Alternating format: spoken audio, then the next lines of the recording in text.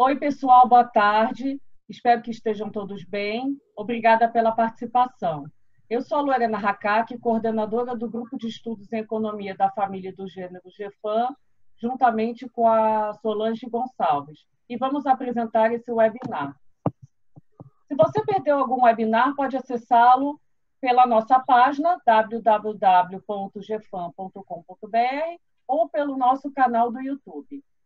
Esse webinar será dividido em duas partes. A primeira, uma apresentação das nossas convidadas e depois abriremos para perguntas e respostas. Os participantes podem encaminhar questões pelo chat do Zoom e, no final, se quiser, os próprios participantes poderão fazer suas perguntas às convidadas. Para não termos problemas de som ou sobrecarga do Zoom, vamos fechar o som de todos que estiverem nos assistindo, assim como suas câmeras. Então, vamos lá. Hoje temos o prazer de receber as professoras Ildete Pereira de Mello e Lucilene Morandi. Elas irão falar sobre trabalho doméstico durante a pandemia da Covid-19. Vamos conhecer melhor nossas convidadas? Ildete Pereira de Mello é economista e professora associada da Faculdade de Economia e do Programa de Pós-Graduação em Política Social da UF. É associada ao Núcleo de Pesquisa em Gênero e Economia da UF. É autora do livro Mulheres e Poder, História, Ideias e Indicadores, em parceria com Débora Tomé, editora FGV 2018. Lucilene Morandi é doutora em Economia pela UFRJ, professora associada da Faculdade de Economia e coordenadora do Núcleo de Pesquisa em Gênero e Economia da Universidade Federal Fluminense, UF. Desenvolve pesquisa nas áreas de desenvolvimento e crescimento econômico, políticas macroeconômicas sobre política fiscal e monetária, macroeconomia de gênero relacionadas ao mercado de trabalho, educação, trabalho não pago e cuidados.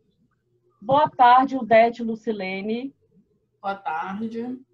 Boa tarde.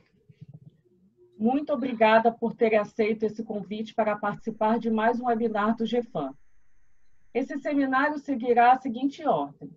A Ildete fará uma apresentação inicial, seguida pela Lucilene. Depois abriremos para perguntas do público.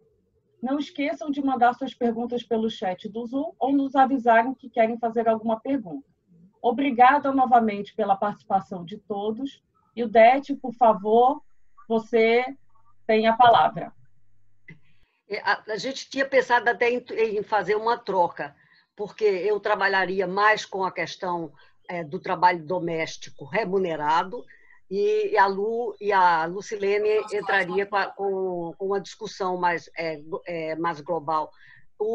Na realidade, tá bom? Porque você tem, para quando você fala do trabalho doméstico, você está olhando pelo trabalho remunerado, pelo trabalho não remunerado, do que é que está acontecendo, quer dizer, porque as mulheres estão no centro das respostas da pandemia. Elas são as cuidadoras, né, na saúde, são as cuidadoras da casa, então elas o epicentro da vida no isolamento e na Covid, tem tido um protagonismo feminino, uma sobrecarga de trabalho para as mulheres que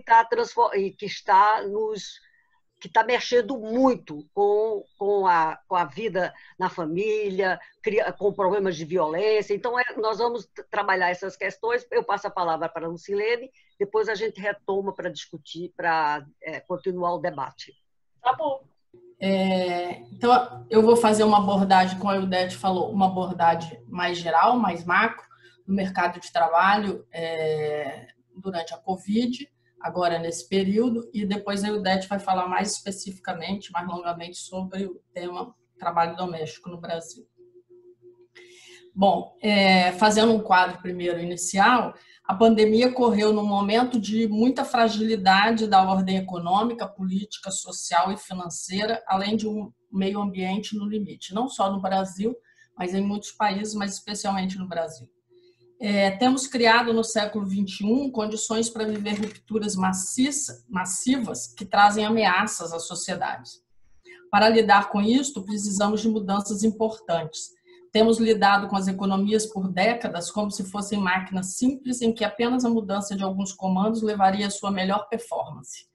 As decisões políticas e econômicas que têm prevalecido são baseadas em uma visão míope, estreita, focada numa ideia de eficiência e nos retornos financeiros para os acionistas e proprietários do capital.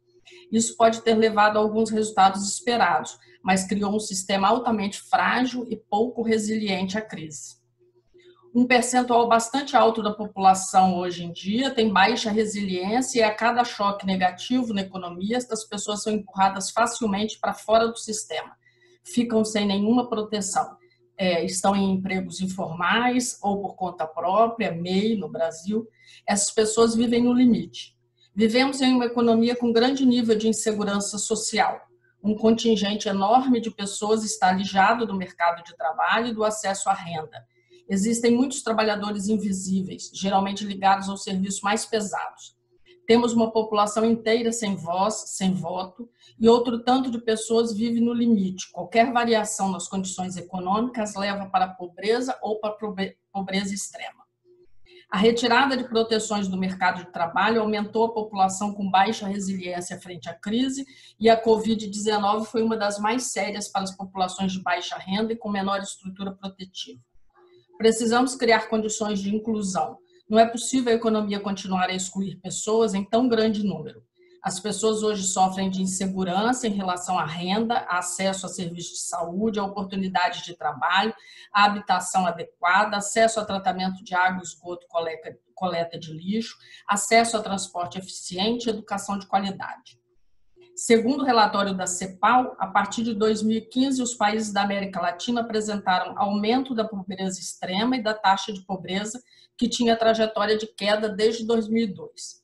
Em 2019, 30,1% da população da América Latina estava abaixo da linha de pobreza e 10,7% em pobreza extrema. O aumento da pobreza na região entre 2015 e 2018 se deveu principalmente à piora das taxas no Brasil. A pobreza não se distribui igualitariamente entre os grupos, é maior entre os mais vulneráveis, residentes da zona rural, crianças e adolescentes, mulheres, indígenas e afrodescendentes. A pobreza é menor entre a população urbana, pessoas idosas e quem tem emprego assalariado. A redução da pobreza, quando ocorreu, foi mais significativa quando foi gerada a partir do aumento do rendimento do trabalho do que quando ocorreu via transferências do sistema de proteção social, mas também se beneficiou quando essas duas coisas aconteceram ao mesmo tempo. Por que as mulheres e sua condição econômica foram as mais atingidas nesta crise? As mulheres são maioria nos setores sociais, setor de serviços industriais, comércio, turismo, hospitalar e saúde, os setores mais atingidos pelo distanciamento, pouca possibilidade de trabalho remoto. No Brasil, 67% das mulheres que trabalham nestes setores não podem trabalhar remotamente. As mulheres... Deixa eu passar para o próximo gráfico aqui. As mulheres têm maior probabilidade de estar empregadas em setores informais, que têm menor salário, não têm proteção legal e não têm direitos a benefícios. Segundo as Nações Unidas, a América Latina e Caribe terão um aumento de 15,9 milhões de pessoas vivendo na pobreza após o período da Covid. E, em todo o mundo, 61,2% da população trabalhadora está em empregos ou trabalhos informais. E, quando a gente começou a Covid, o Brasil já vinha vivendo uma situação de expansão da informalidade no emprego e com uma taxa de desemprego crescente a partir de 2014, como mostram os dados, que são os dados base são da PNAD Covid, trabalhados pelo Ulisses, apresentados num seminário no IPEA, agora no final de junho. Então, a gente já tinha uma situação de expansão de informalidade. Quando a Covid começou, a gente estava numa situação, então, mais precária de trabalho. As mulheres fazem mais trabalho não remunerado que os homens e estão mais sobrecarregadas com o isolamento. Nos países que estão retomando as atividades, os homens retornam numa proporção 3 vezes maior que as mulheres. Isso uma estatística utilizando dados de casais com filhos. e aumenta a probabilidade de as mulheres perderem a possibilidade de melhorar a sua qualificação, porque com o aumento da pobreza é mais comum que jovens e adolescentes mulheres fiquem em casa para fazer trabalho de casa.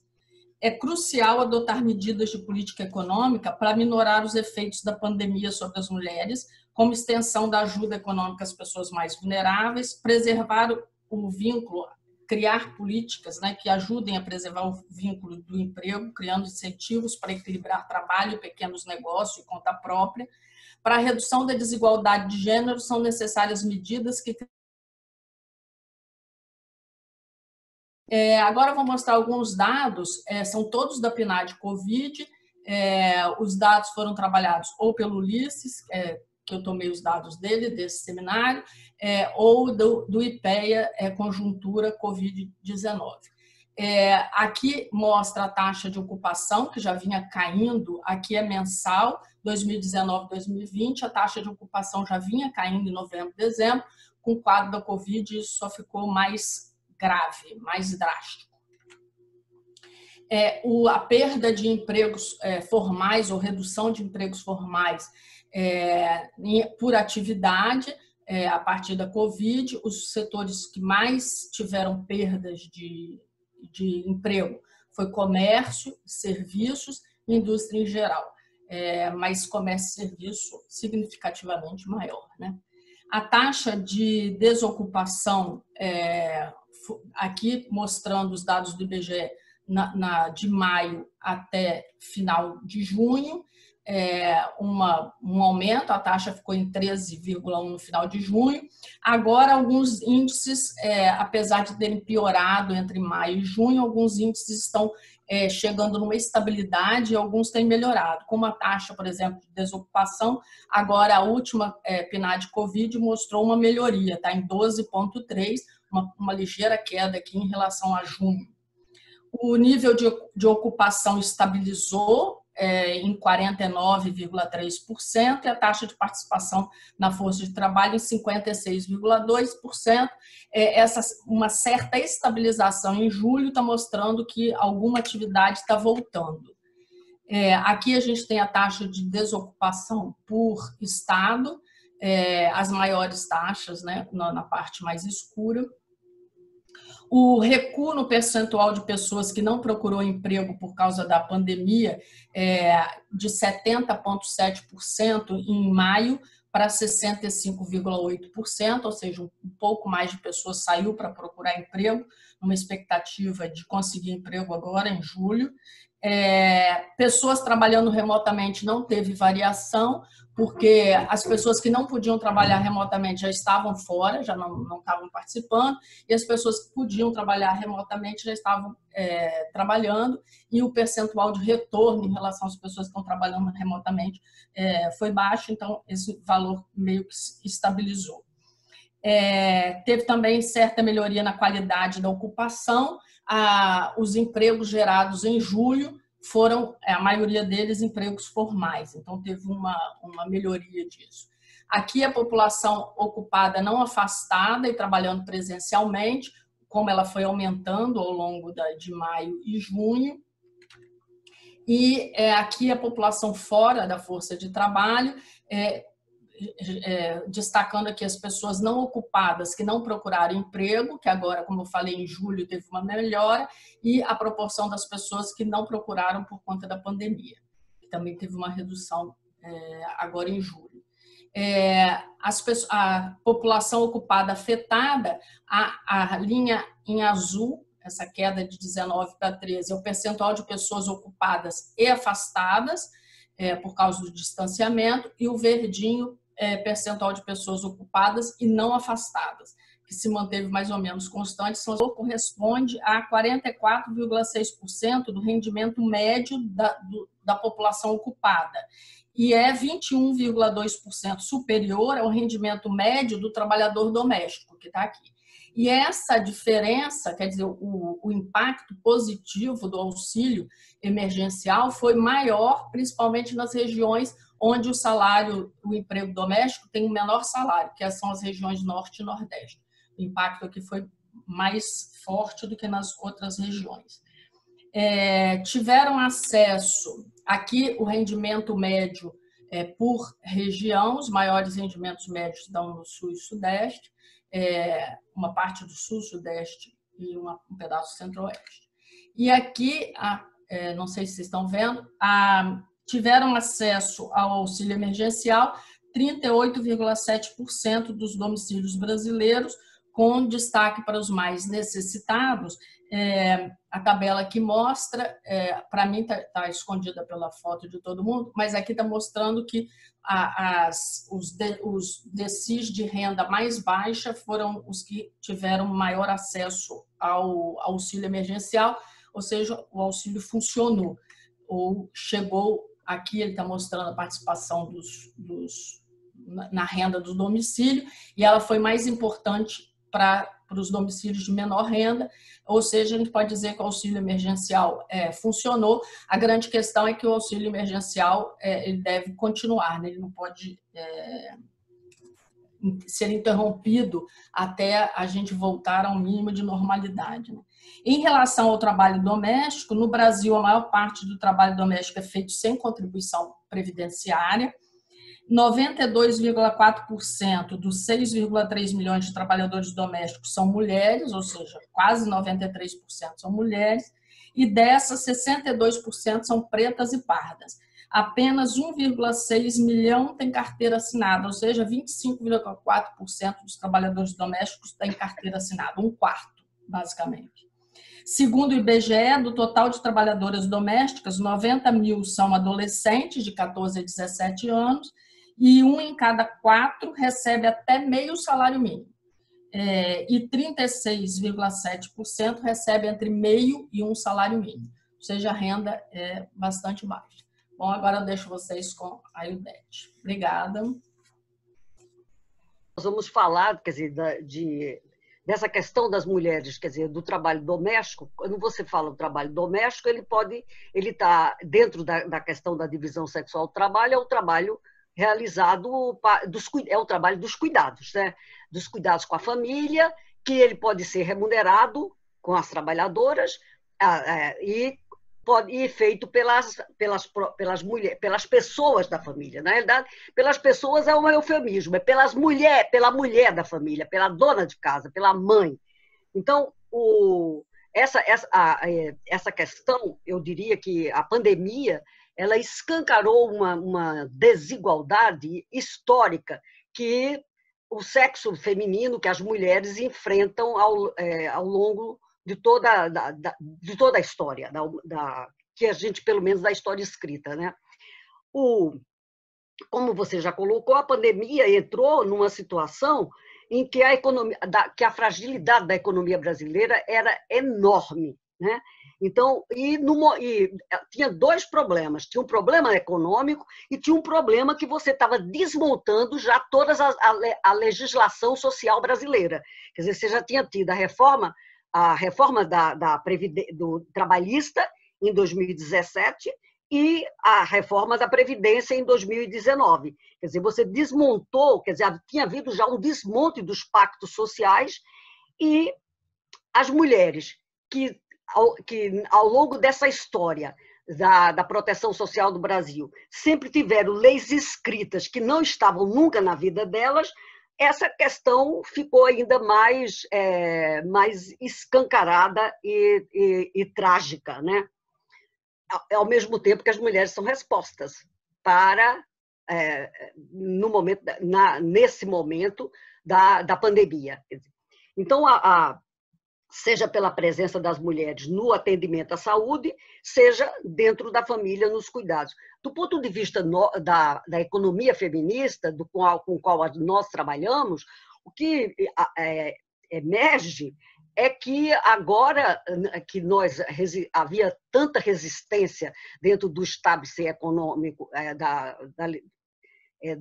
acadêmico em tratar da economia dos cuidados, da economia feminista dos cuidados, agora esse tema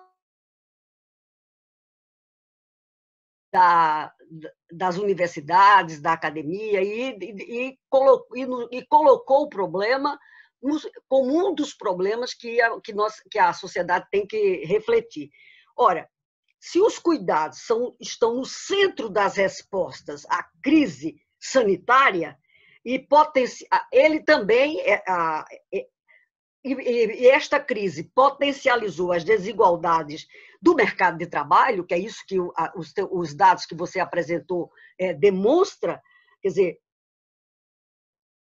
para as mulheres, acrescente-se o peso dos trabalhos com reprodução da vida, porque os dados sobre violência doméstica se multiplicaram ao longo, não só no Brasil, mas em todos os países do mundo, essa questão aconteceu. Ora, a presença das mulheres no mundo do trabalho, ela está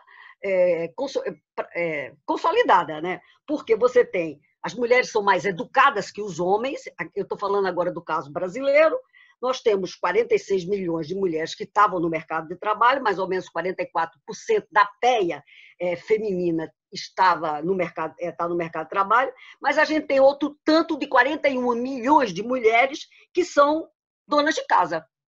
Quer dizer, então há uma difícil conciliação entre o trabalho fora de casa, o trabalho para o mercado e o trabalho das mulheres com os cuidados com a família, com os doentes, com os deficientes.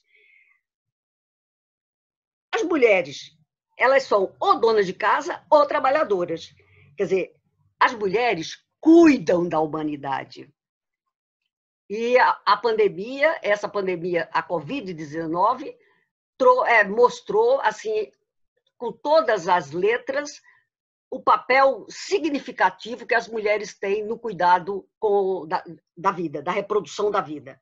Porque até quando as mulheres são trabalhadoras, quando elas vão para o mercado de trabalho, porque são mais escolarizadas e tal, elas vão para que setores? Elas vão para a educação, para a saúde, para os serviços sociais e são domésticas. As empregadas domésticas é a mais antiga, junto com dona de casa, né, das funções que as mulheres exercem no mercado de trabalho. Então, é uma ocupação que tem varrido os séculos, né? Ora, mas todos os lugares em que as mulheres estão, os rendimentos são mais baixos.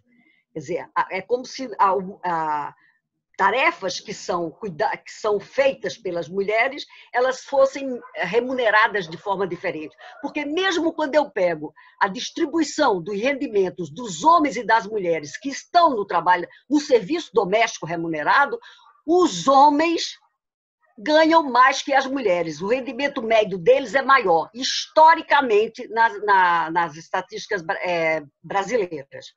Ora, por quê? No caso dos homens que estão na ocupação de doméstica, os homens não exercem as mesmas tarefas que as mulheres fazem.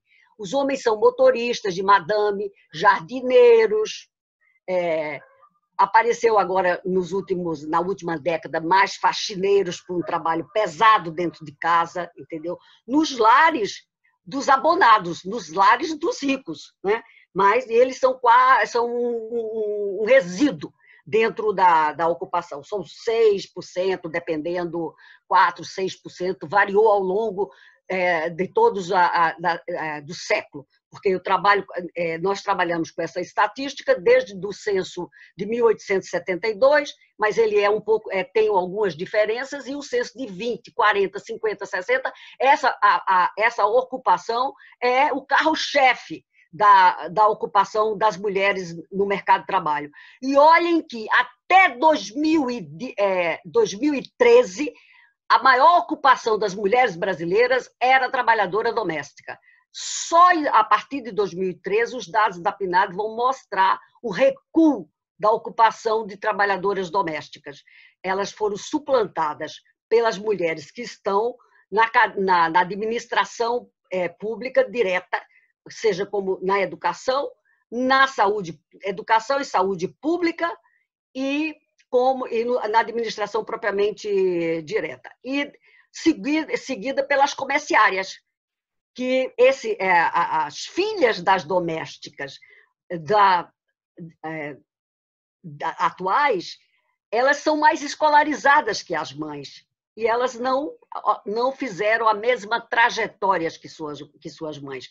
Isso tudo antes da pandemia. Agora, essa questão, não, a gente nem passa por um grande desafio.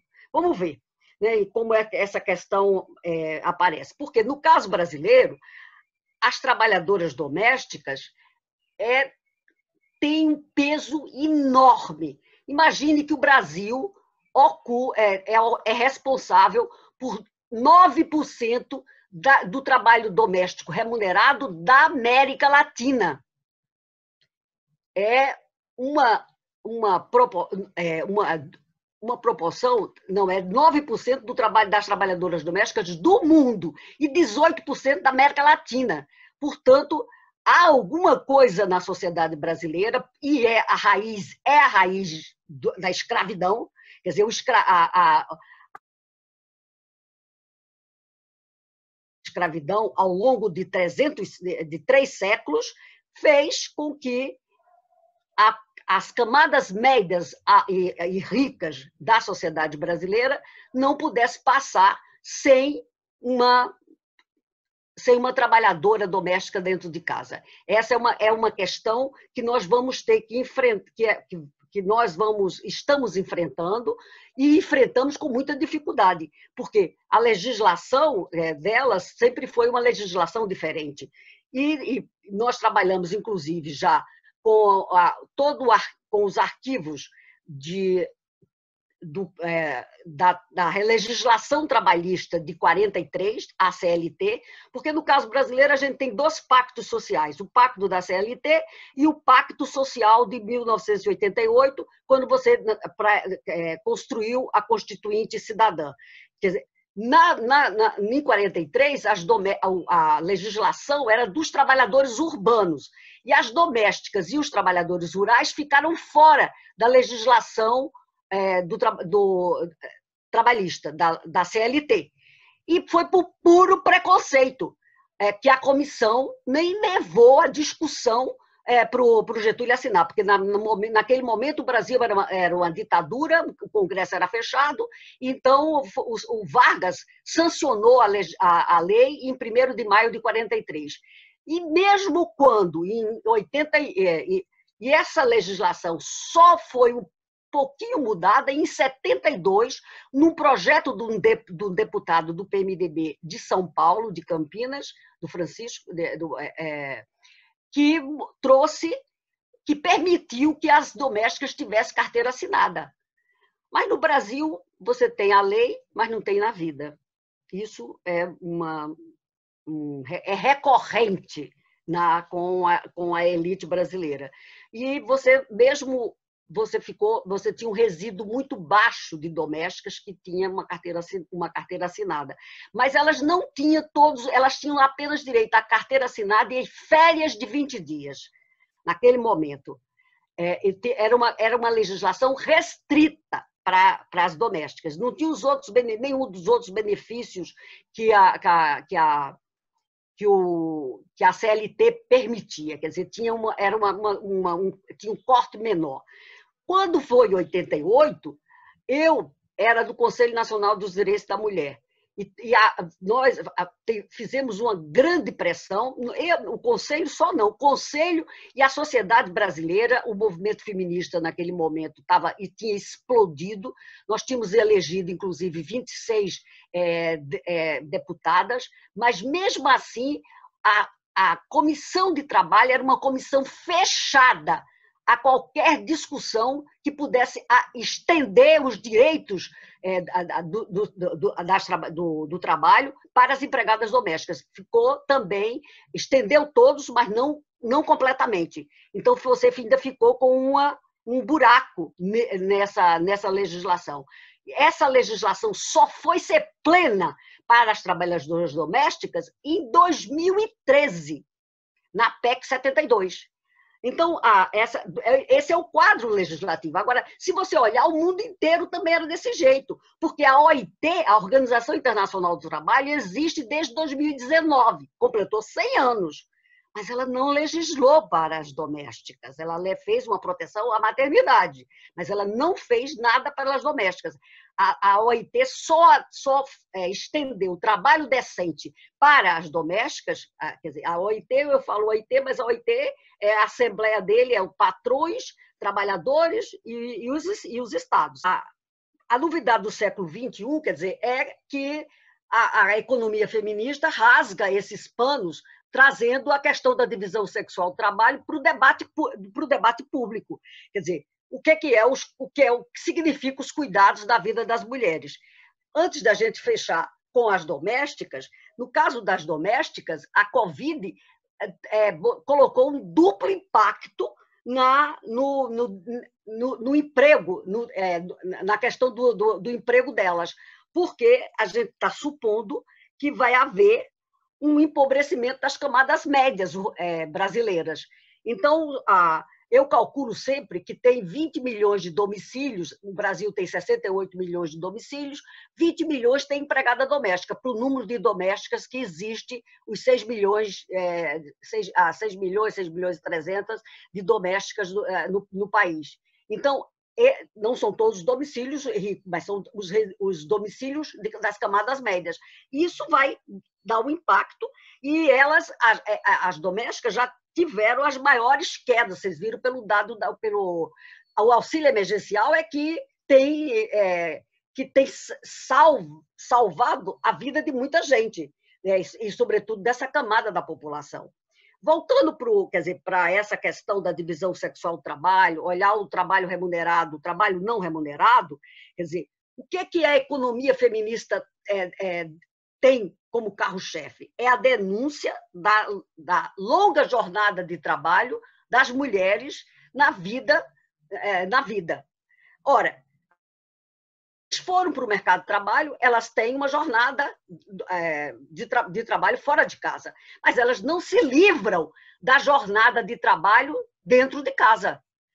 Claro que quando eu abro pelas ocupações, as mulheres das funções de gerente, elas declaram menos horas. Pelo menos, não, eu agora na PNAD contínua, eu não sei como é que isso está ainda aberto, mas até na PNAD anual a gente conseguia trabalhar essa questão. Mas não se livra, elas declaram também uma jornada menor, mas declaram uma jornada de trabalho.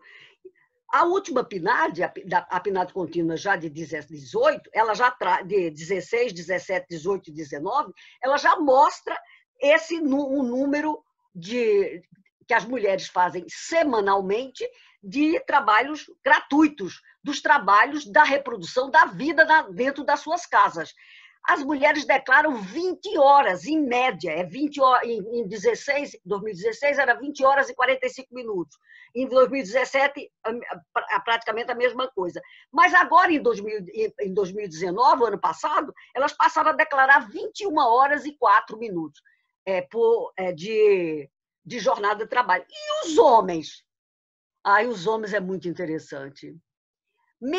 Se eu pegar a série da PNAD anual, de 2001 até 2015, a PNAD anual trazia essas informações sobre a divisão sexual do trabalho. Os homens declararam sempre um número enigmático, 10 horas semanais, que eles declaravam que eles faziam, naquela época chamava só afazeres domésticos, agora a gente já separa, a PNAD contínua já permitiu separar afazeres de cuidados. Afazeres são cozinhar, limpar a casa, lavar banheiro, passar roupa, e cuidados está ligado com crianças, com doentes, com pessoas, os cuidados da vida. Mesmo assim, agora, em 2019, eles disseram 11 horas. Eu fiquei meia tem que olhar o que é que eles estão dizendo, porque eles botam assim, pagar conta no computador, conta na contabilidade deles, entendeu? Isso é cuidado. Então tem, mas é impressionante. Quer dizer, e o que é que a gente pode concluir desses dados?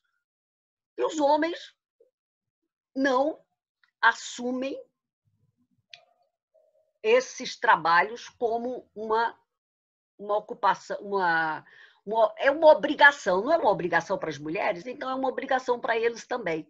Cuidar da casa, cuidar de onde eles vivem, cuidar dos filhos que eles tenham, da mãe dele, do pai dele, se está doente ou se são velhos. Por que isso fica só com as filhas mulheres?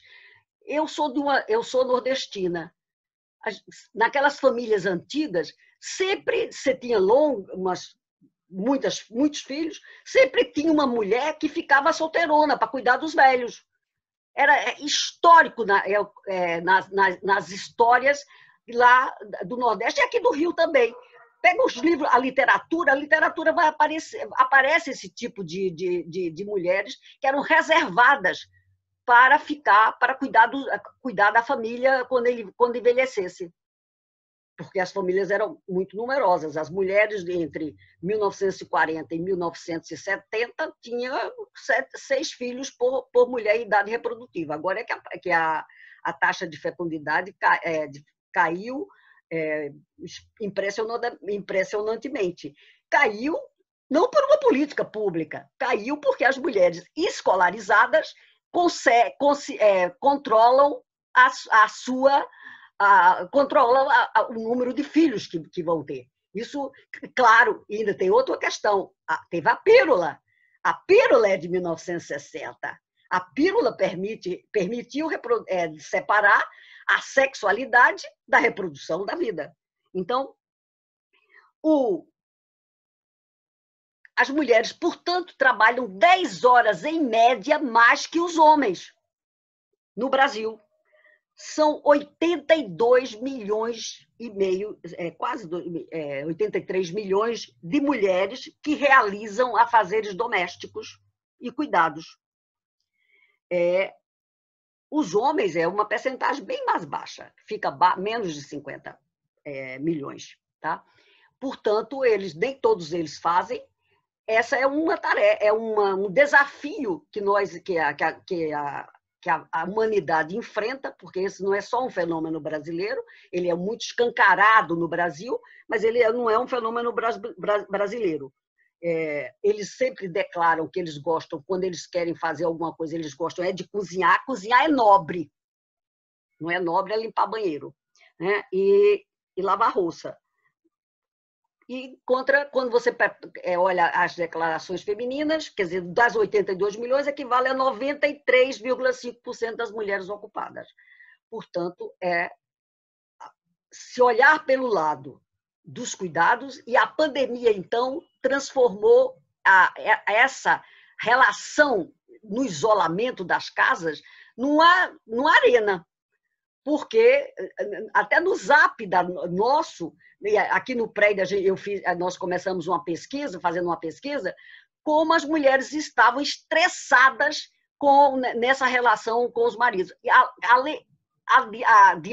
adiante uma questão: as mulheres que têm filho com menos de 14 anos e estavam no mercado de trabalho, que é o caso aqui do meu prédio, elas estavam enlouquecidas com o problema da escola. A maioria era em colégio privado, que estavam com aulas online, estressadíssimas com as 2 horas que tinha de horário escolar com as crianças.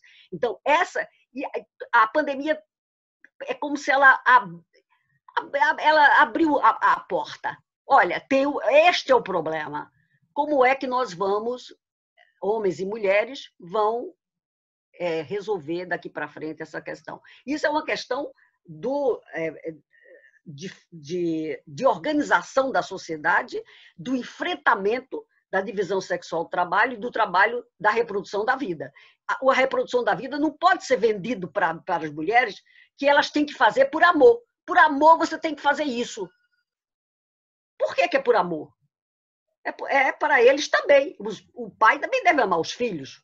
Então, não é só das mulheres. Filho não é só das mulheres, filho é dos homens e das mulheres. Então, você tem dados trágicos, as mulheres são socializadas para fazer esse cuidado. A professora Jordana, que está aqui na plateia, ela tem na sua tese de doutorado, ela fez um capítulo de um livro que a gente organiza, que tem uns dados interessantíssimos. Quer dizer, você faz um treinamento para as mulheres, as meninas pretas, elas já têm, aos 13 anos, elas já cuidam da família, enquanto que as mulheres brancas, elas só vão assumir famílias aos 23 anos. Isso é um dado que a professora Jordana trouxe para o debate nesses meses tumultuados da pandemia. Então, a pandemia elevou a desigualdade, quer dizer, para todas as pessoas, para os homens e para as mulheres. Só que a pandemia a desigualdade é muito mais intensa para a vida feminina, para as mulheres, por conta de que o trabalho não remunerado, o trabalho que as mulheres fazem para reproduzir a vida, ficou escandalosamente pesado na vida de todas nós. Acho que daqui a gente pode discutir com as pessoas que estão vindo, o debate. Eu não sei se a Lucilene quer completar alguma coisa. Lucilene, você quer falar alguma coisa ou a gente pode abrir para perguntas? Não, acho melhor abrir para perguntas. Tá bom. Eu queria até fazer uma observação. Eu acho que a questão é como que a gente muda essa norma social que existe e que é difícil de mudar dentro da sociedade. Acho que é uma coisa... Mas é importante, para ela mudar, tem que começar, pelo menos, a falar. Isso a gente já está botando a boca no trombone, né? Sim. Só para fazer um comentário. Eu assisti um seminário com pessoas aqui da América Latina e uma pessoa da Argentina contando uma cena que aconteceu durante a pandemia, saiu no jornal e mostrava bem o caso da história do trabalho dos cuidados. Um homem saiu com a caminhonete dele, furou o bloqueio para pegar a empregada doméstica dele e carregá-la para a casa dele. No caminho, o policial parou ele na barreira e ele falou: não, senhor, não está entendendo. Se ela não for para casa, eu não posso ficar lá. E aí essa história saiu nos jornais e eles estavam comentando. E como tem um movimento bastante forte hoje das cuidadoras na Europa, o que elas dizem nesse momento, estão nos percebendo como fundamentais. O trabalho, não só o trabalho que é não remunerado, como o trabalho de cuidado, o trabalho das domésticas, o trabalho das cuidadoras. Hoje nós estamos sendo vistas como essenciais. Esperamos que isso redunde no futuro em melhorias de condições de salário e de emprego, porque as cuidadoras na Europa, apesar de serem essenciais, elas recebem salário mínimo em todos os países da Europa, e a maioria delas são imigrantes. E não é diferente no Brasil, em nenhum país. Então, o que eu estava falando no mundo inteiro, era só para pontuar uma. Eu também ouvi uma história de uma família que a mulher estava ficando enlouquecida porque tinha que fazer o trabalho dela em casa e cuidar dos filhos pequenos, 2 filhos pequenos, e ela dizia que o marido se fechava dentro do escritório, fechava a porta e ela ficava com as 2 crianças e tendo que fazer o trabalho dela. Ela ficava na tempestade e ele resguardado. Sim. Olha, eu vou fazer o seguinte, eu vou fazer uma pergunta e depois a gente abre para o público. É o seguinte, a Ildete tinha falado da questão das mulheres mais jovens, que são filhas, né, de empregadas domésticas e que tem maior escolaridade, acabaram indo trabalhar em outras ocupações. Só que com o quadro do coronavírus, isso pode, de alguma forma, se alterar e elas voltarem a trabalhar como empregadas domésticas ou a questão é essa, né? Se com a questão da Covid, elas podem migrar para esse trabalho doméstico, seja como empregada doméstica ou como diarista. Lorena, é uma boa pergunta essa que você está fazendo, porque eu já fiz essa pesquisa não com Covid, mas a Covid a gente está pensando agora, mas com a crise de 2008. Eu já trabalho com o emprego doméstico, com a ocupação de trabalhadoras há muito tempo, né? Para falar a verdade, desde a década de 80 que eu já pesquisava sobre empregada doméstica com a Associação Profissional do Rio. Mas, acompanhando, até quando a gente estava calculando quanto vale o trabalho, os afazeres domésticos e os cuidados, se eles fossem mensurados para o PIB, naquele momento, quando os dados apareceram, nós observamos que a carreira de doméstica era maior da vida das mulheres brasileiras, em todos os anos, e naquele ano também. Só que estava diminuindo. Ao longo da primeira década, no governo Lula, começou a cair, porque a economia estava crescendo 2,8, aquelas coisas todas, estava bombando no rastro da China. Ora, o emprego doméstico estava caindo, mas ele mantinha a primazia do primeiro lugar. Quando veio a crise de 2008, 2009, houve isso é a PNAD anual. Entre a PNAD de 2008 e a PNAD de 2009, que ela ia a campo em setembro, na última semana de setembro, 500 mil empregadas apareceram a mais de empregada doméstica. O que, para mim, isso é um movimento que a gente pode perfeitamente observar, e quem é de economia e do mercado de trabalho, isso dá uma pesquisa bastante interessante, é você fazer essa relação do que você está falando entre o crescimento do mercado de trabalho e a demanda não, no caso a oferta, o número de trabalhadoras domésticas. Aí elas subiram e ficaram naquele patamar de 2009 até 2013. Quer dizer, 2013 foi que as coisas mudaram, porque a economia voltou novamente, e aí educação, saúde e tal, subiu as funções administrativas e as comerciárias.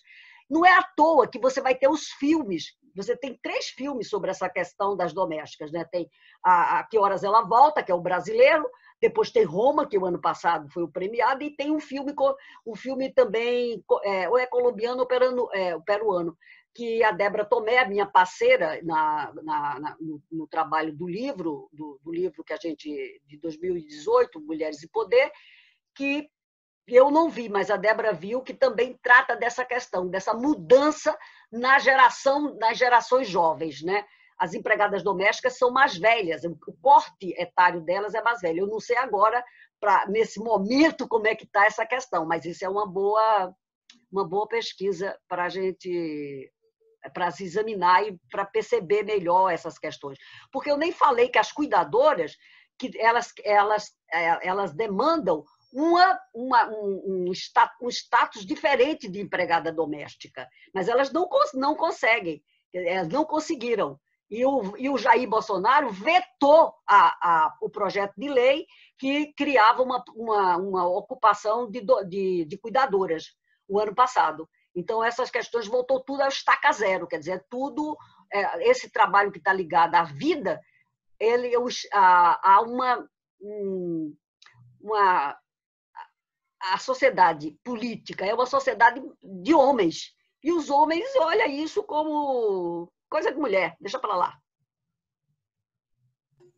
Eu acho que a Covid, o isolamento, deixou, como a Idete falou, escancarou a essencialidade desse trabalho. Alguém tem que sempre fazer, não dá para deixar de ser feito. Como as pessoas, a classe média, se apoiou sempre na terceirização, a gente contratando empregadas, né, empregadas e empregados domésticos, como durante o isolamento isso ficou mais evidente, a impossibilidade do trabalhador doméstico trabalhar na sua casa nesse período, como deixou escancarado o fato da existência do trabalho de casa, a necessidade desse trabalho.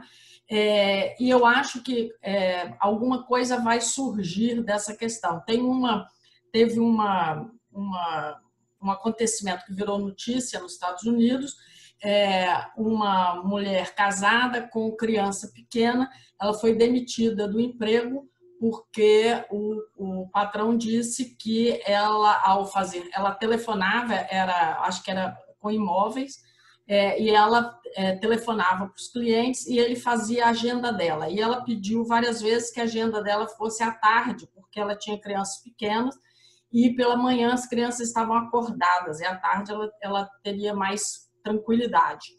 E ela falou que não sabe por que ele insistia em fazer a agenda dela pela manhã, mais carregada na manhã, até que um dia ele a demitiu porque o barulho das crianças atrapalhava, fazia uma má imagem para a empresa junto aos clientes. Ela entrou na justiça e o processo está rolando. Eu acho que dependendo do que vai acontecer aí, eu acho que ela vai ter um grande apoio social, eu acho, hoje. Ela está num momento totalmente diferente de qualquer momento do passado. Eu acho que as questões do trabalho de casa, quanto ele pesa para as famílias e para as pessoas, vai ter que entrar, sim, na ordem do dia e na ordem das políticas públicas. Eu acho que esse é o caminho. O caminho para a gente melhorar para todo mundo não é a gente obrigar os homens a fazerem isso ou aquilo. Tem muitos, os homens mais jovens e com maior nível educacional, eles têm tido uma maior participação na vida doméstica, mas isso ainda é um percentual baixo. Não é por aí que a gente vai melhorar a vida das famílias. A vida das famílias a gente vai melhorar com outras coisas. A gente vai melhorar principalmente com políticas públicas. Para as famílias pobres, elas não têm capacidade de terceirizar o trabalho doméstico ou o trabalho de cuidados. Elas têm que se dar carga disso. Com isso, as mulheres das famílias pobres, porque não podem pagar creche em tempo integral, porque não podem pagar uma escola de tempo integral, elas tomam conta dos filhos e, por causa disso, elas participam pior no mercado de trabalho. Ou elas vão para o mercado de trabalho, para um trabalho temporário, um trabalho de meio expediente, melhor dizendo, um emprego informal, vão virar conta própria, mas a microempresa, vão virar manicure, cabeleireira de fundo de quintal, que é a forma delas conciliarem trabalho, ganho de renda, com cuidar de crianças. A saída para isso, para a gente reduzir pobreza, por exemplo, a saída é a gente dar assistência social aos cuidados, seja de creche, seja cuidado para adultos, para idosos, pessoas idosas,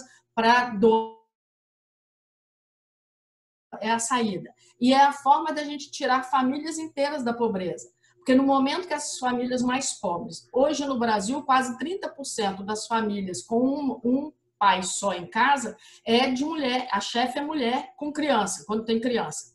Então, um percentual enorme de mulheres hoje é sozinha com filhos. Se ela não tem apoio, se ela não tem creche acessível para ela deixar os filhos lá, se ela não tem escola de tempo integral, não tem possibilidade dessa mulher ter melhoria de renda na vida dela. E quando ela não tem melhoria de renda, a gente pode ter certeza que os filhos dessa mulher também vão estar na pobreza. Como é que a gente tira as pessoas desse ciclo vicioso, esse ciclo de pobreza?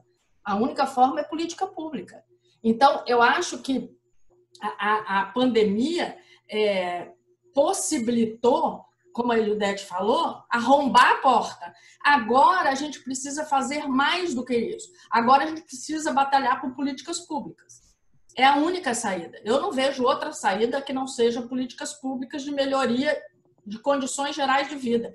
E creche e escola são fundamentais, tanto de qualidade quanto de tempo integral. É a forma de colocar a mãe, que é mãe solteira ou mãe única, não tem o marido junto com ela, não tem outra pessoa junto com ela, ela cuida dos filhos sozinha. A forma dessa mulher sair da pobreza é ela poder trabalhar. Eu não vejo outra saída. Agora, a gente ainda tem o adicional que, quando essa mulher não tem uma formação escolar alta, ela vai cair obrigatoriamente no trabalho doméstico. E a gente sabe que o trabalho doméstico, ali, as estatísticas mostram, a maioria dos trabalhadores domésticos ganha entre meio e um salário mínimo. Ou seja, é uma renda que mantém essas famílias na pobreza. E a gente tem que mudar o olhar para esse trabalho, como a Eudete falou. Por que nunca o trabalho doméstico entrou na legislação protetiva trabalhista? Nunca. Até 2013, gente, isso é um absurdo. Não é só no Brasil, é no mundo inteiro, como ela mostrou muito bem. Então, por que a gente achou que sempre esse trabalho era um trabalho menor, que vale menos, que qualquer um faz, então eu vou te pagar pouco porque eu posso te substituir por qualquer pessoa? Como porque é de mulher. É porque é de mulher. É porque é de mulher. Porque também tem isso, tem esse preconceito às mulheres. Então, e a outra questão a política é dos homens. A outra questão é achar que esse trabalho é um trabalho que pode ser facilmente substituível, esquecendo que existe uma relação pessoal entre babá e criança, entre a cuidadora ou o cuidador e o doente ou o idoso. Isso é mais do que um trabalho qualquer que qualquer um faz. Tem uma especialização nisso. E a gente nunca enxergou isso como um trabalho especial, como um trabalho que valesse, pelo menos, tanto quanto qualquer outro trabalho. Tem uma questão até de afeto, que é diferente, em geral, dentro de uma empresa. Você não tem isso. Além de creche, né, escolas, eu acho que uma coisa importante também é políticas educacionais, para ensinar na escola que trabalho doméstico pode ser feito tanto por homens quanto mulheres, porque quando a gente olha os dados, né, por exemplo, de pessoas desempregadas, homens e mulheres, as mulheres trabalham mais quando estão desempregadas nesse trabalho doméstico, os homens não. Então, você tem aí essa mudança que eu acho que também é uma coisa importante. Isso para você mudar isso, só com política educacional, porque isso vem de geração em geração. Morena, você tocou num ponto crucial, porque é necessário que dentro das escolas brasileiras você faça para as criancinhas do jardim de infância, você tenha treinamento de como limpar a casa, de como fazer. Os meninos e as meninas, você tocou num ponto fundamental, quer dizer, que a Lucilene também colocou, a escola tem que ser em tempo integral, a creche tem que ser em tempo integral, porque ninguém trabalha 4 horas, quer dizer, por isso que as mulheres ficam em trabalhos precários, trabalhos... Na Europa, por exemplo, eu vivi na Inglaterra, eu ficava horrorizada, porque as mulheres eram todas part-time. E a escola ia até 4 horas da tarde, entendeu? Mas lá é menos, mas na França a escola era universal e a creche era universal. Mas, de qualquer maneira, essa questão ela é mais forte em uns lugares e outros não. No caso brasileiro, a escravidão e o escravismo e essa presença de uma pobreza enorme transformou a sociedade brasileira numa grande... que depende de uma mão de obra barata, como a Lucilene estava colocando, mas é preciso escancarar isso, e precisa que a escola comece na escola, no jardim de infância. Na Holanda tem, na Finlândia, todo mundo já está... Essa é o beabá que a gente vai ter que implementar. Haja luta, hein? Vocês que são novinhas, tem luta pela frente que eu vou te contar, hein? Solange, você quer chamar para fazer as perguntas ou eu posso já chamar a Luana? Eu vou chamar aqui. Eu acho que a Paula caiu. A Paula era a primeira. Não, acho que então a Luana. Eu vou chamar. A Luana era a primeira, não, É era a a Luana Tomé. Ana e a Paula, né? Tá, primeiro a Luana Tomé. Ah, então tá. Então eu vou chamar a Luana enquanto a Paula. Acho que a Paula caiu aqui. Paula Vamos ver se ela caiu. volta. É. Então pode falar, Luana. Se quiser abrir seu microfone aí, pode ficar à vontade para colocar essa pergunta.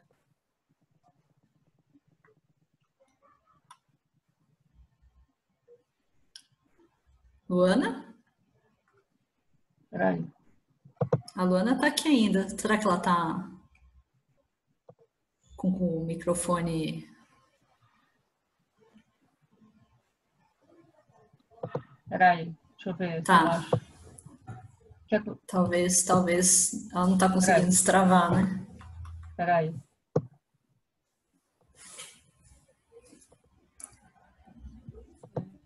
Oi, Conseguiu? boa noite. Conseguiu. Primeiro eu queria agradecer muito a palestra, eu gostei demais, assim, eu tô muito feliz por ter ouvido a Ildete e a Lucilene, que foram trabalhos delas que eu já conheci em algum outro momento, até porque eu comecei um projeto de iniciação científica bem na área do que a Ildete comentou sobre. E dentro desses estudos que eu comecei a fazer e a pensar, eu entendi várias problemáticas, mas eu não consegui ver bem, assim, uma solução mais imediatista, assim. Eu acho muito importante essa reflexão sobre medidas agora, porque eu penso que é uma classe de mulheres que são mais velhas, que trabalham como empregadas domésticas, e é uma classe que está adoecendo muito com essa sobrecarga de funções e essa sobrecarga de atividades e muito trabalho, e é uma classe que precisa de ajuda agora, sabe? E a gente percebe isso de uma forma muito ampla no mundo, né? Até tem dados que agora que no Canadá estão abrindo para o trabalho, liberando, né? Por causa da solução para a Covid que eles conseguiram. E a gente conseguiu que as mulheres conseguissem mais trabalhos que os homens, 1,1% a mais, por causa da necessidade de trabalho do cuidado. E enquanto na Colômbia a gente teve, durante esse período, um empobrecimento maior das mulheres e que isso afeta muito mais essa classe. Então, eu vejo uma necessidade, assim, de urgência em medidas nesse momento. E eu queria saber como vocês avaliam esse contexto e como vocês avaliam que medidas mais emergenciais podem ser tomadas.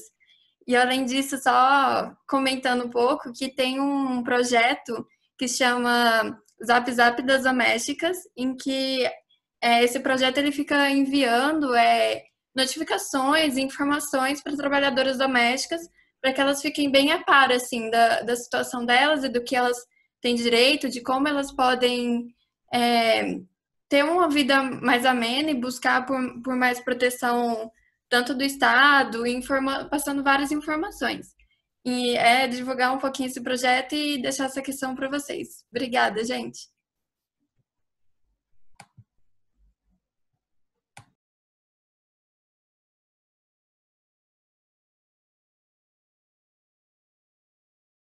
Você tá muda, Ildete.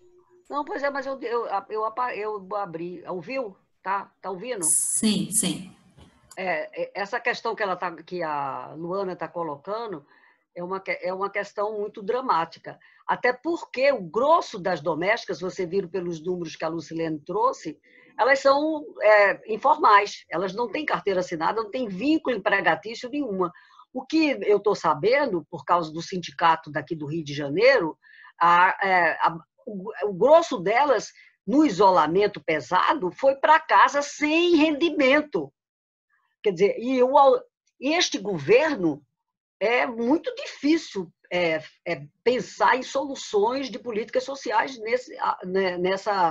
ao longo desse governo. Porque vocês lembram que o auxílio emergencial era R$200.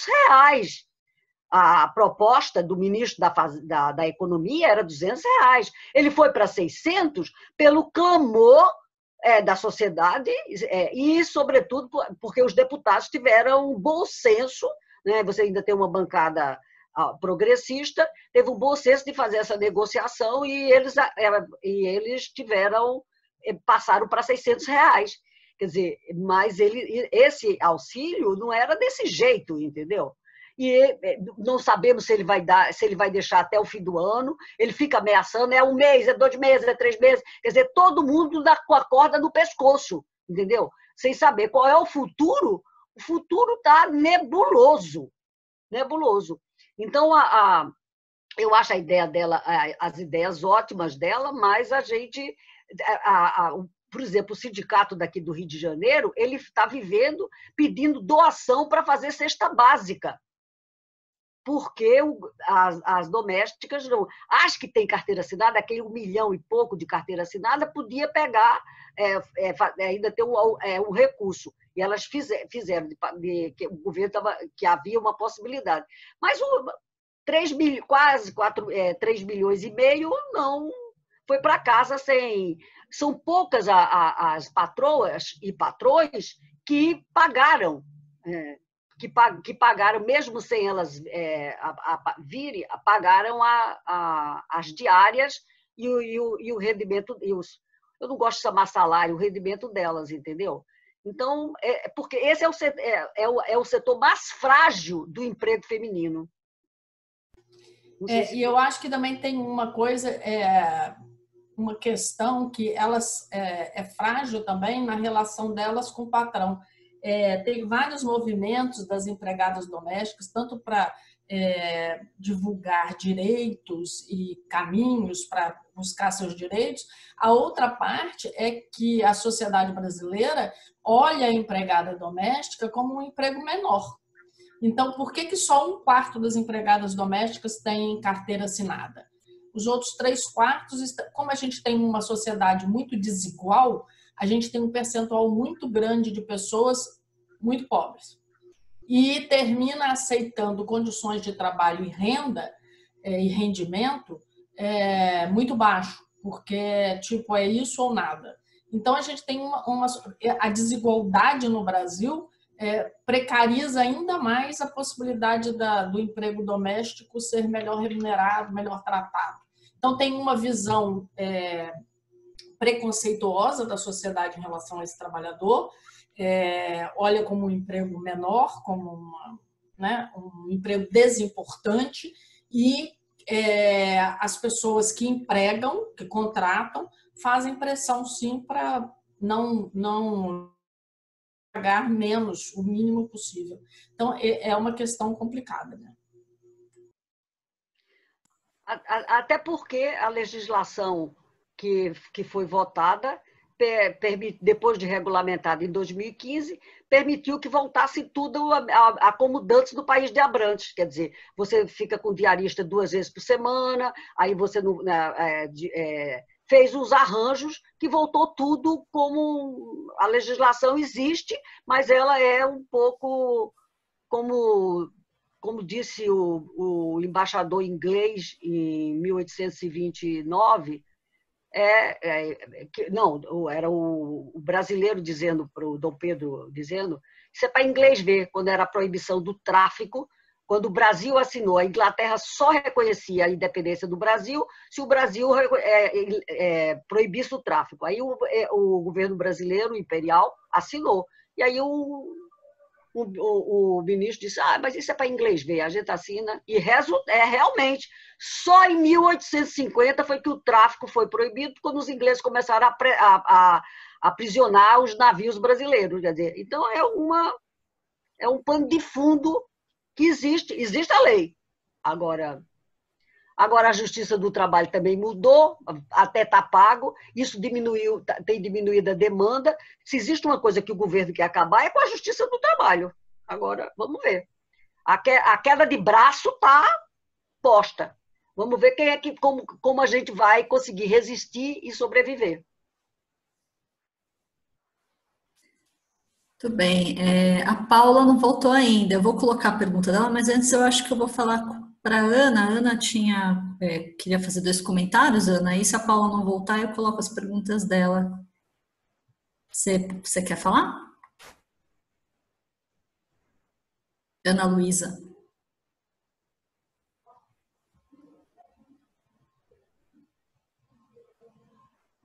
Lorena, ela não está bloqueada, não? No microfone? Não?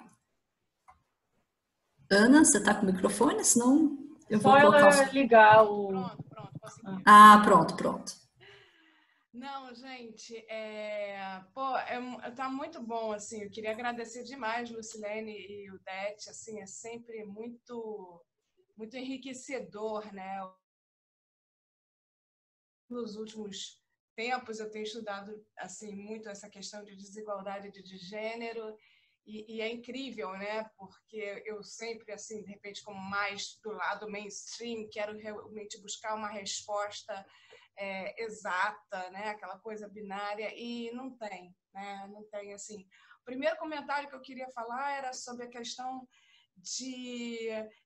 que a Ildete falou, de desigualdade de gênero dentro do emprego doméstico, né? Assim, você tem que lá os motoristas e tal, dentro desse emprego doméstico, os homens ganham mais do que as mulheres, né? E emprego doméstico é conhecido, 94% das mulheres é composto por 94% lá de mulheres, acho que foi a última estatística que eu vi. Inclusive, da Lucilene, comecei a ver, eu perdi um pouco o início, depois eu tenho algumas questões mais específicas que eu vou te mandar depois, as perguntas. E a outra é, assim, discutir um pouco, gente. Eu acho que eu vou provocar e eu vou pedir ajuda a vocês, assim, no sentido de... por que existe desigualdade de gênero, né? Assim, no sentido mais amplo da coisa. Normas sociais, as mulheres demandam mais em casa de uma forma completamente absurda, né? Assim, a Ildete falou no número de 10 horas de 2001, 2015. No trabalho que eu fiz, que é uma amostra mais restrita, os homens ficam lá 5 horas e por qualquer mudança demográfica altera para 1 hora a mais e 1 hora a menos, enquanto que as mulheres mudam, assim, uma mudança significativa muito maior. E assim, o que eu tenho visto na literatura, o que se explica, é norma social, construção social, é por aí. Tá, e se for? E aí veio uma pergunta da Simone Wasman, com um outro seminário aqui do GEFAM, sempre esses seminários do GEFAM que estão me dando essas questões e a Simone perguntou assim, pelo menos foi a minha interpretação, tá, mas por que tem? São características inatas da gente, das mulheres? As mulheres querem continuar isso? Porque é difícil, como a Lucilene falou, não, o que vai ajudar a mudar é política pública. E já falando da Luana também, a Luana falando, não, é muito sobrecarregado para a mulher. Né? O Estado tem que entrar, a gente tem que ter ajuda do Estado, porque senão vai ficar assim. E aí eu fico só nesses questionamentos, buscando com as minhas pesquisas tentar pelo menos uma resposta mais objetiva, específica possível, mas será que aí colando realmente uma provocação mesmo? É desejo da gente? Tá ali, sabe? Cabe a gente vai conseguir responder isso, cada um com suas... Adorei essa diferença, estou lendo muito questão de estrutura, né, da economia feminista, e aí eu vejo, sim, que lá para a economia mainstream, as diferenças são explicadas basicamente por falhas de mercado, enquanto que a questão feminista, as diferenças são explicadas pela questão mesmo de opressão, de patriarcado, de classicismo, como a Luana Passos outro dia falou muito bem num seminário que eu tive a oportunidade de assistir dela, racismo também, né, focando para as mulheres negras que sofrem mais. Assim, eu estou colocando aqui quase como se fosse um desabafo. Mas, o que explica, o que a gente pode mudar? É política pública mesmo? Tem um artigo, que aí não é da minha área, de uma socióloga lá, é o tal clássico, né, da dupla jornada, eu não vou saber o nome dela, Arliss Rothschild. E aí ela fala que mesmo as mulheres que ganham, e entrando em questão de normas sociais, mesmo as mulheres que ganham mais do que os maridos, elas trabalham mais em casa, e a explicação do ponto de vista sociológico é neutralização do desvio do gênero, ou seja, quer passar a impressão para a sociedade de que as normas vigentes de que o marido é o provedor e a mulher é a dona de casa continua vigindo mesmo com essa desigualdade, né? Assim, são esses pontos que eu queria colocar. Assim, só ouvir, de repente, algum comentário de vocês, mas são questões que na área, né, na qual que eu estudei, que eu estou cada vez mais interessada, né? Assim, muito, muito, muito bom para mim, assim, estou descobrindo várias coisas e está sendo muito enriquecedor. Então, só assim, eu queria agradecer novamente aí o seminário das duas e do GEFAN de forma geral, né? Esses pensamentos tenho obtido muito, muito enriquecedor por parte de vocês.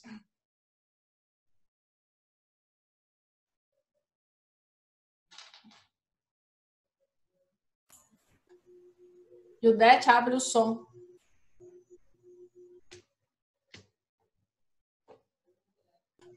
Ildete, você está mudo. Isso. Agora eu estou falando. Ele é meio... hoje está renitente. Ana Luísa, gostei muito das suas observações, porque o paradigma neoclássico não tem nada a dizer para nós. O paradigma neoclássico pode olhar discriminações, isso assim, assado. Agora, por que é que esse trabalho de reprodução da vida é uma incumbência feminina? Não há possibilidade de ir por aí, por este caminho, né? Então, ele está parado, parado. Ele não tem um trabalho de uma espanhola que é ótimo. Quem fazia o jantar do Adam Smith, né? É o começo das reflexões sobre essa questão. O problema é que a família tem duas questões aqui. Primeiro, que a sociedade, o poder é masculino. E o poder é masculino se perde no tempo, na história. Quer dizer, as mulheres só vão ser realçadas a partir do século XIX, quer dizer, do final do século XVIII, com o problema da educação. O problema da educação é que vai transformar os destinos das mulheres. Agora, o problema é que até o século XVIII, as famílias não eram organizadas da mesma forma, porque você vivia numa sociedade agrícola. Quer dizer, você tinha sociedade, tem um comércio, mas a sociedade era agrícola. E a família na sociedade agrícola, essa divisão dentro de casa, quer dizer, era um pouco diferente. Era junto, quer dizer, você moía a farinha, fazia comida, era uma sociedade mais que estava todos juntos. Na hora que a Revolução Industrial emerge no final do século XVIII, as fábricas que vão surgir, elas vão ter muita criança, muita mulher, e vão desagregar a questão da família, e vão criar a figura do homem provedor. E as mulheres como a dona de casa. Quer dizer, todo o século XIX é um século que vai expulsando as mulheres. Não era só os homens, os donos da fábrica, era também os operários. As mulheres concorriam com os operários dentro do chão de fábrica. Então, tem toda uma discussão já que você pode fazer, que não dá para fazer aqui agora, que a gente pode olhar para essa norma social de como a sociedade foi construída. Agora, o poder político da sociedade é todo masculino. Então, você não tem... As mulheres... Por que as domésticas, os homens domésticos ganham mais que as mulheres? Eles não fazem a mesma coisa que elas. A PNAD, até a década de 90, a PNAD permitia saber o que é que a empregada, para que é que a doméstica estava fazendo, ou o homem. Por isso que os dados mostravam isso. Agora, eu não consigo mais saber, mas eu ainda mantenho a mesma forma, da forma como a gente vê a organização deles, são poucos, e como eles estão, e como o cuidador também é o empregado doméstico, isso tudo foi, com o envelhecimento da população nas últimas 2 décadas, isso ampliou-se essa discussão. Quer dizer, eu acho, proponho que a gente possa, você mora no Rio e tal, a gente podia começar a pensar em fazer uma coisa conjunta de economia dos cuidados, da história das mulheres e toda, para poder entender como é que essa opressão, como é que essa subordinação foi vista, e seguramente a teoria econômica foi a mais cega a essa questão. E não escapa ninguém, porque não escapa nem o velho Marx, nem os neoclássicos. Todos eles, porque, por exemplo, a variável do marxismo é a classe, enquanto que feminismo, essa questão é uma questão do sexo. É uma questão em aberto que nós, vocês, as jovens acadêmicas que estão, as Luz, as Ana Luísa, eu ainda sou da época do pai dela, entraram na roda. Então, vamos pensar e vamos construir um novo olhar dentro da economia feminista. É um convite. Será um prazer. Muito obrigada. Vamos lá, vamos em frente. Vamos rodar, né? Vamos rodar. Só para comentar, eu acho que uma questão importante é o empoderamento feminino, é a conscientização da mulher. Essa é uma parte importante, tanto para os arranjos dentro da casa, quanto no mercado de trabalho. A gente só vai conseguir ganhar espaço, uma parte vai ser pelo esforço nosso. E esse esforço nasce com a conscientização, que ainda não é tão grande. Só para comentar, teve uma época que eu estava assistindo 2 séries e eu fiquei chocada. Uma série era norueguesa, sobre a guerra no Iraque, a Noruega indo para lá, mas não era esse o ponto importante para mim. O ponto importante era a relação homem, mulher, filhos entre os noruegueses. E, ao mesmo tempo, eu comecei a assistir uma série que era Israel-Palestina, a disputa, aquela encrenca entre israelenses e palestinos, bem ali na divisa, e como era o relacionamento homem-mulher nesse seriado, e como parecia que eu estava vendo, um era água e o outro era vinho. Era absolutamente, e ficava muito chocante assistir o seriado Israel-Palestina depois de ter assistido o seriado norueguês. Ficava um negócio que parecia que você estava caindo num lugar estranhésimo. As mulheres, como eram vistas nesse seriado Israel-Palestina, e como eram vistas, e o espaço que elas tinham. Fora que o seriado da Noruega, a primeira-ministra era a mulher do cara era ministra dentro do governo, e assim ia. Então, era um mundo totalmente diferente. Então, lembrando dessa história, para a gente colocar a importância do trabalho dentro de casa, o trabalho dos cuidados, uma questão importante é o empoderamento, as mulheres entenderem que elas têm que se colocar, discutir, negociar de forma diferenciada. Vai ser duro quando elas são donas de casa. Não esqueça que tem 41 milhões de mulheres no Brasil, quase que a outra metade, que é só dona de casa. Como é que a dona de casa vai dizer para o marido? Parte do empoderamento tem a questão financeira é básica para o empoderamento. Não só a educação, como a questão financeira é básica para o empoderamento. Ele tem razão. Esse é o problema de poder de barganha. Exato. Sem renda, poder nenhum. É verdade.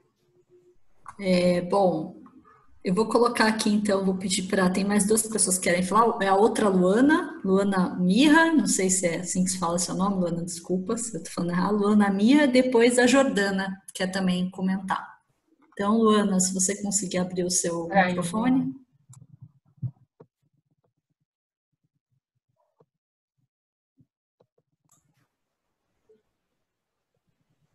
Olá, boa noite. Estão me escutando?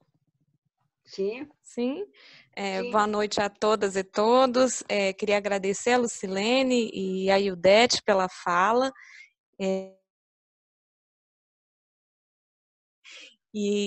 Eu queria comentar um pouco sobre o quão essencial é o trabalho doméstico diante da pandemia, né? O quão essencial a trabalhadora doméstica se mostrou diante da pandemia. Nós fizemos uma pesquisa recentemente com 1.696 patrões por todo o Brasil, chegou em todas as regiões brasileiras, e uma das perguntas que a gente fez foi qual a ação que o patrão tomou com a sua trabalhadora doméstica durante a pandemia. E aí, as trabalhadoras que estão diretamente ligadas ao cuidado, que são as babás e as cuidadoras de idosos, foram as que foram mais frequentemente mantidas no trabalho, seja parcialmente ou integralmente, né? Houve diversas falas dos patrões, né, que mostraram algumas ações diversas ao longo do tempo, né? Teve gente que afastou por um tempo, depois voltou a trabalhar, teve gente que manteve trabalhando com jornada reduzida, enfim, teve vários relatos. Mas o que eu queria colocar aqui é que o que transparece, né, nesses resultados é que essas trabalhadoras ligadas diretamente ao cuidado parecem se demonstrar ainda mais essenciais para as famílias que demandam emprego doméstico, né, o trabalhador doméstico. E por outro lado, as diaristas foram as que sofreram mais com o desemprego, por exemplo, né? E aí as diaristas estão geralmente trabalhando em vários domicílios e atendem também moradores que moram sozinhos, atendem famílias pequenas, casais sem filhos e tudo. Então, uma outra questão que eu queria levantar é que, diante da pandemia, muitas pessoas estão aprendendo a fazer os afazeres domésticos, né? Estão tendo que cumprir este afazer doméstico, né? Então, nessas famílias em que a demanda é um pouco menor, né, digo casais sem filhos ou que mora sozinho, talvez a diarista não seja mais tão essencial após a pandemia. E aí, eu queria colocar para vocês, o que vocês acham, né, se tudo voltar, né, se a gente voltar a uma certa normalidade, como vai ser a contratação das diaristas, porque eu percebo que as pessoas estão aprendendo, né, principalmente aqueles que moram sozinhos, a lidar sem uma diarista todo mês, né, que representa, entre aspas, assim, uma economia para o indivíduo, né, um menor gasto para o indivíduo. Então, era isso que eu queria colocar. Olha, eu não sei se está aprendendo, não. Eu acho que aprender, as pessoas, todo mundo sabia, lavar um prato não precisa ir para a universidade, né? Então, eu acho que o que está acontecendo é que essa turma que está perdendo renda. Eu acho que as domésticas vão, cuidadoras e domésticas, cuidadoras é diferente. Quando você tem uma pessoa idosa que precisa de cuidados muito voltados, quer dizer, por isso que essa sua pesquisa é excelente, porque ela mostra essa questão, quer dizer, essa questão de como não tem política pública para idoso, tem uma política, mas é mais complicada, é bem mais complicada e cara, então esse pessoal permanece. Os dessas famílias domiciliares e tal, as pequenas, as pessoas, diante da perda de renda, podem refazer a questão da sua casa de forma diferente. Mas, de qualquer maneira, a sua pesquisa é interessantíssima porque ela abre já uma brecha enorme para uma reflexão maior nossa sobre essas questões, porque como você tem um gargalo com o idoso e com mesmo as crianças, quer dizer, com crianças pequenas, quer dizer, é um problema, e tem um crescimento muito grande de famílias domiciliares, com uma pessoa, duas só e tal, e talvez a gente vá para um padrão diferente, que não vai ter um número de domésticas tão grande como o Brasil apresenta tradicionalmente. Tá? É muito boa a pesquisa, o que vocês fizeram nesses tempos de pandemia. Eu também concordo, e é interessante porque, quando você falou, eu estava lembrando uma coisa. Nos países mais desenvolvidos, o trabalho de fazer comida, lavar roupa, foi sendo substituído por serviços no mercado, aquelas lavanderias que você leva para lavar, compra comida na rua, compra comida pronta. Uma coisa que não foi substituída foram os cuidados. Tanto que o problema central na Europa hoje é cuidado. As imigrantes todas que estão lá na Europa estão achando espaço para trabalhar com cuidados. E uma outra coisa que a Eudete falou uma vez, que é muito interessante, as pessoas passarem a aceitar um certo nível de sujeira e não uma limpeza perfeita dentro de casa. Porque, na verdade, uma casa super limpa é porque tem alguém disponível para fazer aquele trabalho 24 horas por dia lá, limpando cada cantinho. Para vocês terem uma ideia, eu fui para a África do Sul e teve um lugar especial que eu fiquei muitíssimo incomodada. Apesar de lá não ser escravidão, os negros continuam sendo os mais pobres, as classes. Quando você chega... negros, bom, estou bem. Aí, quando sai o gerente é branco. Então, os cargos mais altos nas empresas são todos, né, a maioria é branco ainda, é de brancos, e os negros ainda estão nos cargos subalternos. A gente foi para uma hotelaria, não era uma hostelaria, não era um hotel, era uma casa transformada, uma antiga fazenda transformada em pousada. E aí eu fiquei chocada. A pousada parecia que tinha sido produzida naquele momento. Não tinha uma mancha na parede, a porta não tinha uma marca, o espelho, você atravessava o espelho, o lustre. E, mais estranho, quando eu cheguei, botei minha mala, estou falando com a pessoa, minha mala sumiu. Tinha um grupo de pessoas negras que trabalhavam que eram invisíveis. Até que eu consegui falar com a pessoa. Peraí, obrigado pela mala, tá bom. E a pessoa não sabia onde se enfiar, porque ela era para ser invisível. Aquilo me incomodou horrivelmente. A limpeza na pousada era um negócio de tarado por limpeza. Então, essa história de ter a casa super limpa, brilhante, a Eudete falou uma vez, a gente tem que tirar europeu que aceita uma certa sujidade, porque é ele que tem que fazer. A gente quer a casa super limpa porque a gente bota alguém para fazer, e de preferência pagando pouco. Então, eu acho que essas mudanças mudar um pouco a nossa consciência escravocrata.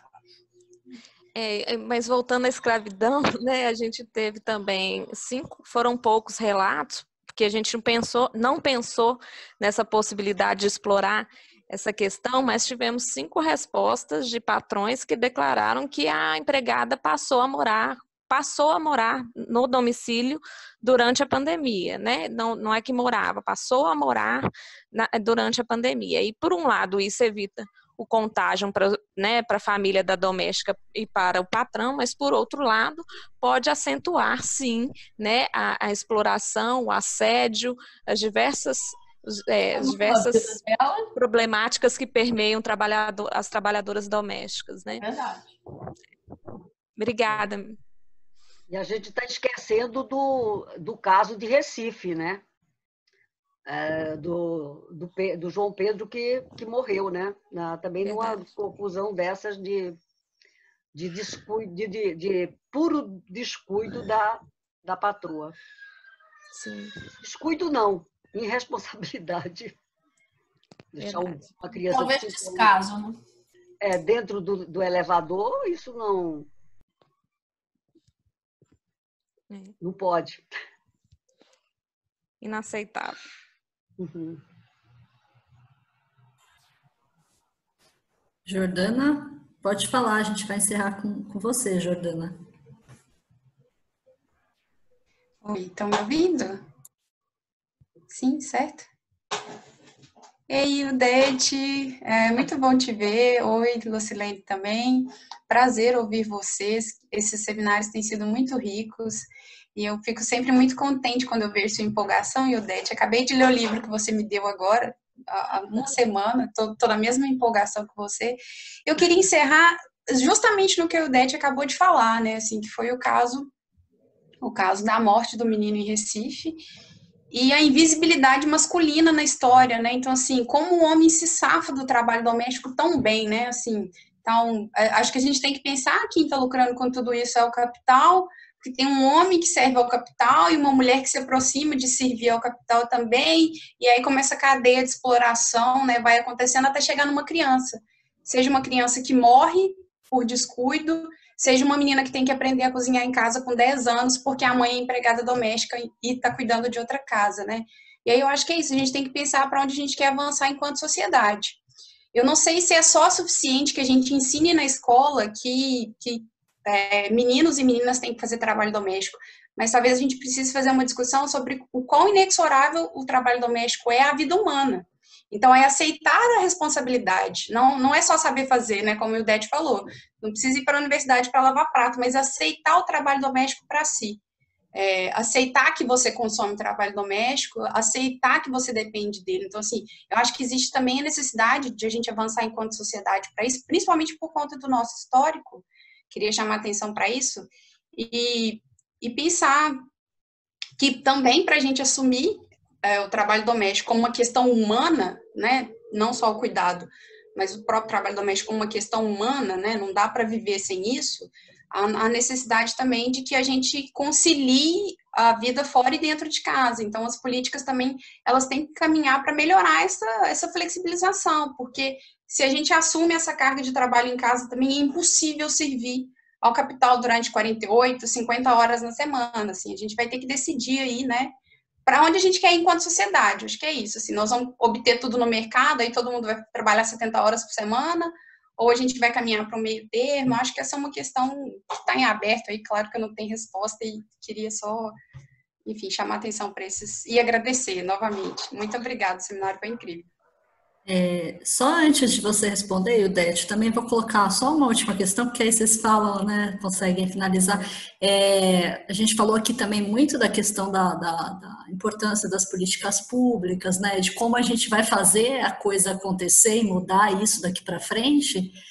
E eu sei que você tem aí uma experiência também em relação a tentar fomentar a participação política entre as mulheres, né? Fazer com que as mulheres se engajem mais e queiram mais se candidatar e participar politicamente. Então, gostaria também de puxar um pouco isso, assim, né? Porque, bom, a gente precisa de mulheres lá para implementar políticas públicas e discussões, né, nesse momento. Então, assim, eu participo de muitos grupos que essa discussão, né, de como trazer a candidatura, aumentar, né, a candidatura das mulheres também, porque cada vez as mulheres estão, uma parte está muito interessada, mas a gente percebe que ao mesmo tempo, né, em termos percentuais, a gente tem cada vez menos representatividade, né? Então, como colocá-las lá, né, como trazer essa discussão também. Tá? E obrigada novamente, é um prazer ter vocês aqui hoje para conversar com a gente.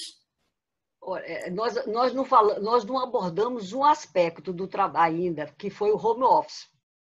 Isso está todo mundo dizendo que vai ser o futuro, e aí quando eu escuto isso, eu fico tremendo nas bases. Mas é uma sugestão que depois vocês possam organizar um sobre essa questão, porque os depoimentos são dramáticos. Agora, jogando para o que você falou das mulheres da política, quer dizer, eu também essa questão é uma questão que atravessa as nossas vidas, né?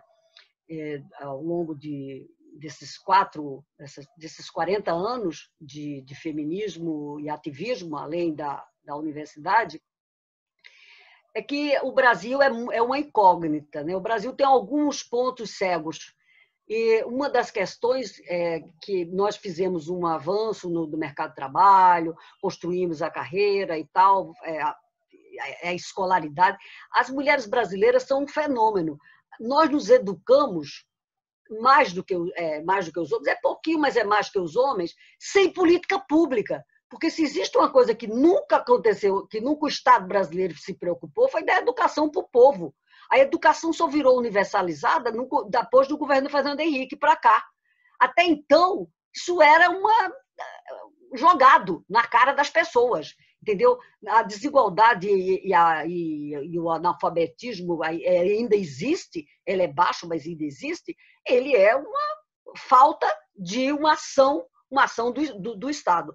Ora, mas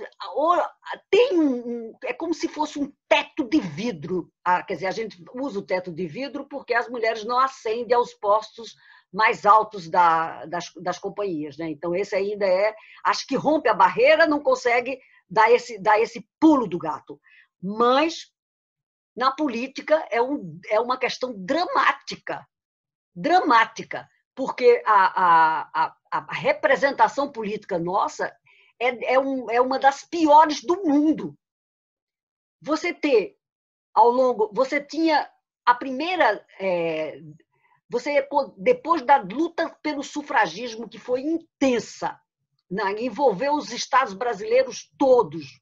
Eu fiz pesquisa, encontramos a Associação de Mulheres em todos os estados. Você elegeu uma deputada para constituinte de 33, 34, depois você sumiu. Em 46, 45, você não elegeu uma. Você depois elegeu uma deputada federal em 50, a sobrinha do Getúlio Vargas, a Yara Vargas. E ficamos com a Yara Vargas noutra legislatura, 1, 2, 3. Conseguimos chegar em 8 mulheres em 78. Aí, as mulheres na rua, a constituinte, nós conseguimos botar 26. E esse patamar de 8% e tal, ficou ao longo de todo o tempo. Nós estamos presentes na sociedade, até gritando, mas o ambiente político nacional é hostil. A primeira ministra brasileira da República, a República existe desde 1889, foi a Esté, no governo do Figueiredo. A Esté Figueiredo que eu estou falando. A primeira governadora que o Brasil elegeu foi em 94, a filha do Sarney. E por aí vai. Quer dizer, depois de mais de 100 anos de república, você vai eleger a primeira mulher presidenta em 2010. E o parlamento e a representação política muito, muito, muito, muito, muito pequena ainda. Nós temos, hoje cresceu, mas a gente tem 15% da bancada feminina. Olha, vai ter eleição, gente. A eleição vai ser muito tumultuada, mas as mulheres têm que botar a cara à tapa e entrar na política, porque a gente só vai construir uma sociedade igualitária quando as interessadas estejam lá dentro. Não dá para a gente ficar só defendida pelos homens, não. Olha que tem muito homem parceiro e ajuda, e a história, a gente pode conversar nisso há anos, mas é preciso ter mulher. Você não vê o Fundeb? A deputada Dorinha, ela é uma mulher, não é uma mulher do campo da centro-esquerda, ela é do DEM, mas ela é uma mulher muito séria. Quando eu era gestora, eu fui gestora pública, né, na Secretaria de Política para as Mulheres, a deputada Dorinha era uma deputada que eu aprendi a respeitar num debate com ela na audiência pública sobre creche, porque creche é um drama. E a escola em tempo integral, e tudo isso que vai construir uma cidadania diferente para as mulheres. E a política não pode ser uma porta que a gente vai deixar fechada. Obrigada por essa pergunta, porque eu acho que é muito importante. Tem eleição para prefeito e vereador, escolha, vote só em mulher. Eu só voto em mulher. Só para completar, a gente estava discutindo a essencialidade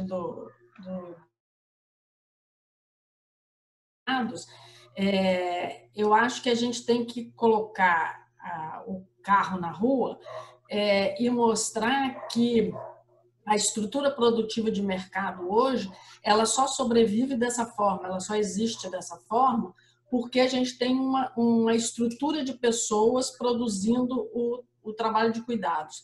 Em casa, as mulheres, né, na sua grande maioria, fazendo o trabalho doméstico, permitindo que as pessoas possam ir ao mercado de trabalho. Está lá disponível 40 horas por semana, 48, 52.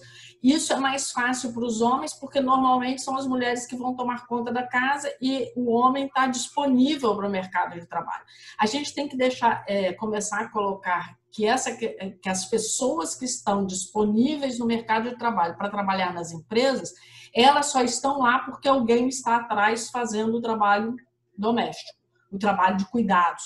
E se a gente quer uma sociedade mais igualitária, a gente tem que dividir esse custo, essa carga do trabalho de cuidados e do trabalho doméstico mais igualitariamente, não só dentro da família, entre o homem e a mulher, ou entre o casal que compõe essa família, mas não só dentro da família. A gente tem que dividi-lo mais igualitariamente, socialmente, dado que a gente tem que entender que uma parcela importante dos lucros das empresas hoje se mantém nessa faixa porque a estrutura social está como está hoje.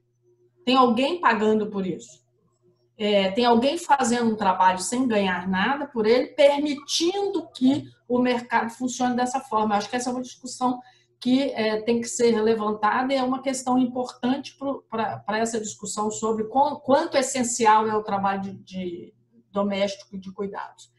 Em relação ao home office, que a Idete levantou a bola, só para fazer um comentário, uma pesquisa mostra que à volta, muitas empresas vão sim querer manter o home office porque diminui custos.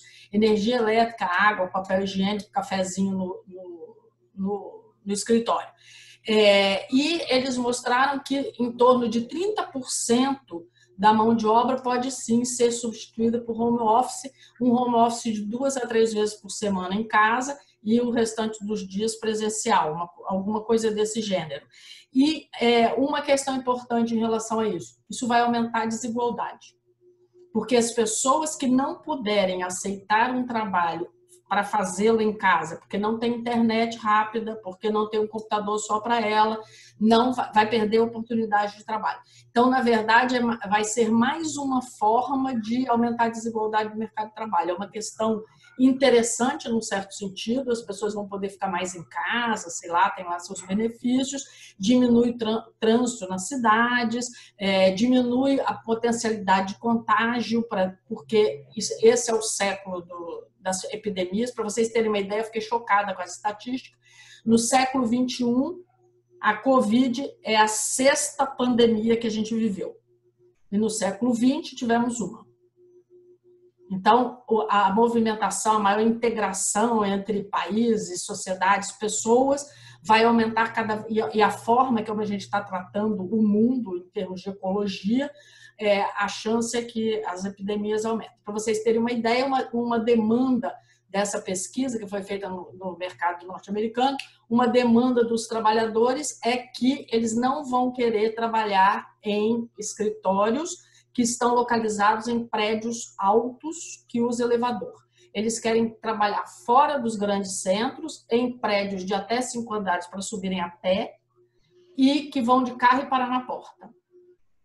Então, tem muitas questões sendo levantadas durante essa pandemia que vão, na saída, vão trazer mudanças para melhor e também para pior. Mudanças que aumentam a desigualdade, mudanças que beneficiam, num certo sentido.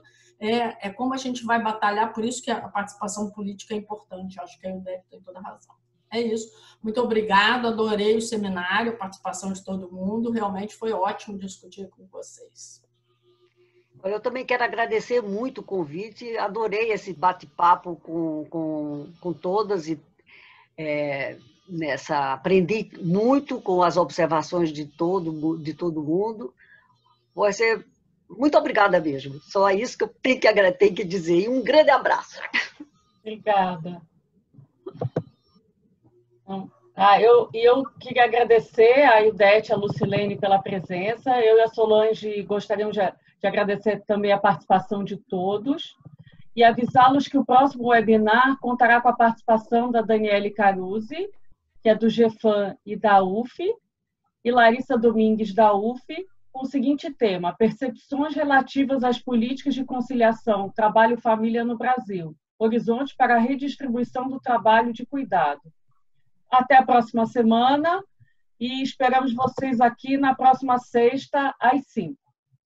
Ótimo, vocês estão fazendo um excelente trabalho. Boa noite. Até. Tchau, até mais. Até Tchau. sexta. Até sexta, gente. Até mais. Obrigada.